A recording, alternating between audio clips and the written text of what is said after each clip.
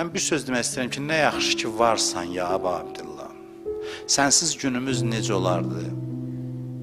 Nə yaxşı ki varsan və bizimsən, nə yaxşı ki səni sevmişik, nə yaxşı ki sənə əzadar olmuşuq, nə yaxşı ki şərəflilərin yolun gedirik, izzətlilərin yolun gedirik.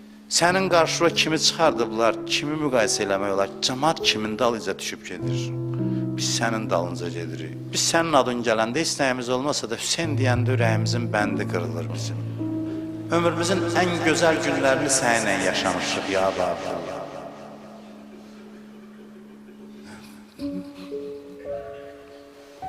Məclislər bitir ya Əbu Abdillah.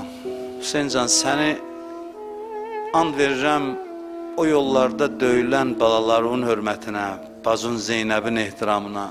Biz heç zaman sizin qapıdan ayrı düşməmişik. İnşallah düşməyəcək də bizim nəzərimiz, diqqətimiz bu qapıdadır. Nə olar bu axırıncı məclisimizdə, Ərbəyin məclisində bizə nəzər eləyəsən.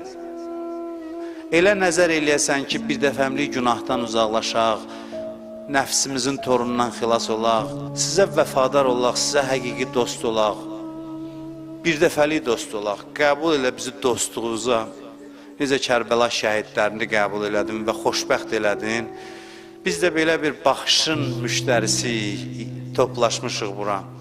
Biz günah elədik, amma yorulmadıq bu qapıya gəlməkdən, çünki yorulmalı bir şey yoxdur. Həmişə bizə ləzzət yaşatdınız bu qapıda, həmişə bizə rəhmət nəzəri ilə baxdınız.